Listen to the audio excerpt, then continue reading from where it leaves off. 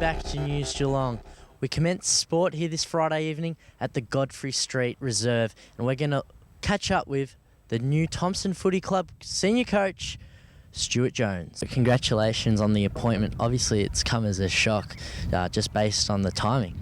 Yeah, it was, looking forward to helping out Damien again, but then for family reasons, Damien had to pull the pin on it. And look, it's an opportunity for me to do coaching, which I've always wanted to do, but now I've got my chance. You sure do. You were under the wing of Damien Clark, of course. Can you tell us what it was like under his leadership and what's something you'd like to bring to the 2014 season? Look, I had a great time working under Damien. He's a great ballerine footballer of the past and things like that. But what I'd like to bring to the club is just, team building sort of stuff and trying to just create a different culture and just a different game style, which I'll try to incorporate, throughout the pre-season, and hopefully we can take that into our home and away season. Talk about culture, they already sound vocal behind us, but let's just look at player movements for this season. Are there any big outs and big ins? Oh, look, yeah, we've lost a few good quality players like Lucas Forbes has gone to the GFL with Newtown. Jesse Douglas, who's another great player at the club, he's gone to Mottawarri. So, look, we've lost a couple of players like that. But, yeah, look, we've also picked up Jason Hume and Brad Hume and Chris... can't pronounce his surname, from Corio. So, look, they're three good players that we've got to the club. Plus, we've got about 4 or 5 other players that we've picked up from other leagues as well. We talk about summer announcements, obviously the GDFL fixture. I think I'd be happy if I was a Thompson fan. You go across the road in round 1 and then you got 3 home games. So how'd the club react to it? Oh, yeah, look, you got to play your home and away. So, the fixture's the way it is. And, look, we've got some harder games and maybe some easier games. But, each Saturday, weather conditions and whatever goes on, look, who knows what can happen. Thanks for that, Stuart. Best of luck to your senior team. Well, speaking of the Division 1 teams in the region, let's head to the Lara Bowls team now and catch up with teenager, could you believe it, Ben Cotter. We're at the George Harriet Green at the Barina Bowling Club, which in a fortnight's time turns 100 years of age. But today, the top team, Lara playing Barina, have taken the points, and in particular an exciting rink with a one-shot win, led by Rob Smith, but Ben Cotter was a member of that rink. Ben, a great win by your rink, and looks like Lara will take this game out overall. Yeah, we did well. We were down in the second half, and we did well to come back and win. So yeah.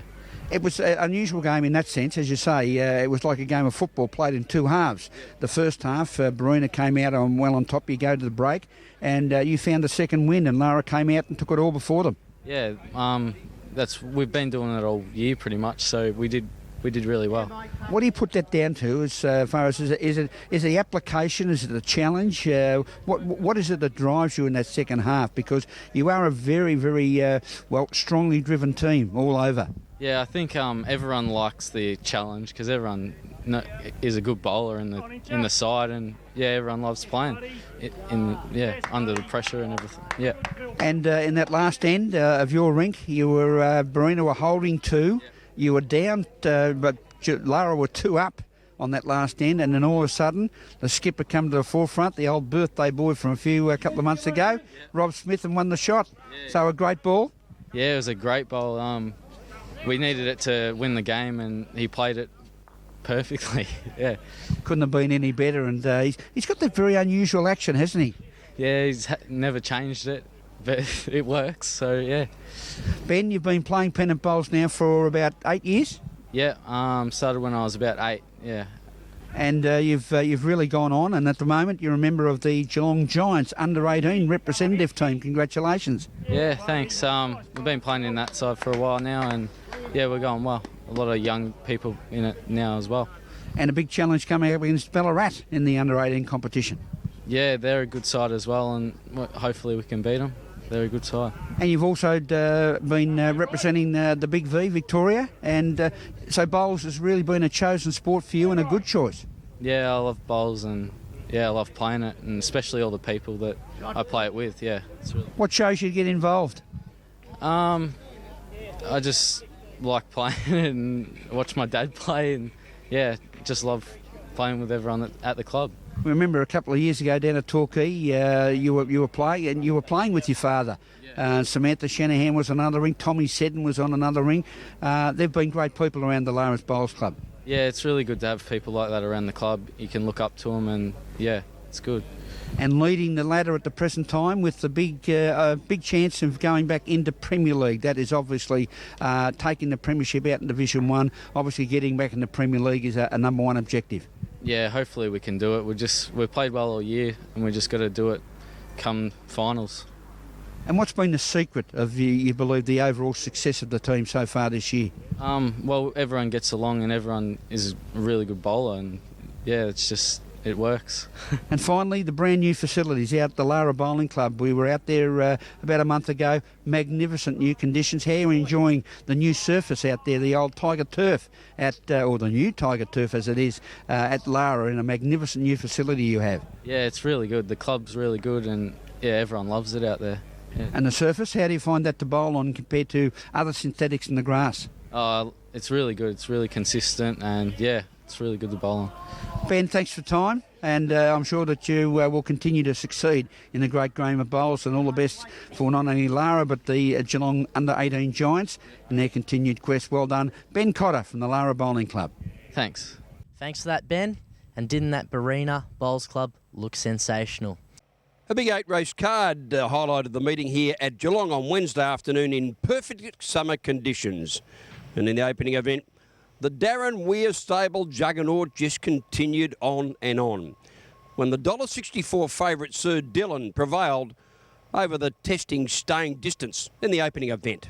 And they come clear to fight it out. Sir Dillon has the upper hand in the dying stages, and he's going to grind home the solid winner. Sir Dillon 3/4 of a length. Local trainer Heath Collars was in the winner's stall in the Highland Race Colours handicap, and the consistent galloper Bell Rhythm. He charged down the outside. He always tries his hardest, this fellow, and he prevailed with Jamie Mott in the saddle. Coffee out wide is the deepest runner, so Genghis and Commemorate with Bell Rhythm joining in, and Bunch Lock, they're right across the track here. Bell Rhythm, Commemorate on the inside, Bell Rhythm the outside, and Commemorate, they're wide apart. Bell Rhythm's in front, I'd say. Yes, they hit it. Bell Rhythm just beat Commemorate. The lightly raced 3-year-old Got to Win looks a likely type after notching his second win from only 4 race starts. Despite racing outside the leader and working hard throughout the run, Got to Win proved too strong and got to win the final event. Leave with about 150 to go. Dashiell coming home down the outside. It's Got to Win. Gee, keeps on kicking. Best suggestion can't get to him. Dashiell coming home well, but Got to Win in front, and he does. Got to Win by a length. And that's the wrap-up of racing here. Showcase Day, Wednesday afternoon at Geelong. We're on again next Thursday afternoon, February the 6th. Now let's look at the Geelong and Surf Coast weather expected over the coming 5 days. Tomorrow, Saturday, will start the day with partly cloudy conditions with light winds tending southeasterly, becoming mostly sunny with an expected top of 31. To start off the new week in February, Sunday will be partly cloudy with again the light winds tending southeasterly and a nice top temperature in the hot region of 37. Monday will also be partly cloudy with southerly winds increasing during the day before we reach a top of 29. Tuesday, southerly winds prevailing on a partly cloudy day with some sunny periods as we can expect a top of 28. Wednesday will be hot, a chance of evening showers around the Surf Coast with easterly winds and expected top of 35 degrees. Today started with morning cloud, followed by a sunny afternoon with southeasterly winds easing. We reached a top temperature of 27 at 3 o'clock this afternoon. Now if you're on the punt tomorrow, we're off to Caulfield. Race 1, horse number 1, and yes, Rhonda's back in town with Kiss Me Katut. Race 1, number 1 at Caulfield. All the best. And thank you for being with us on News Geelong this evening.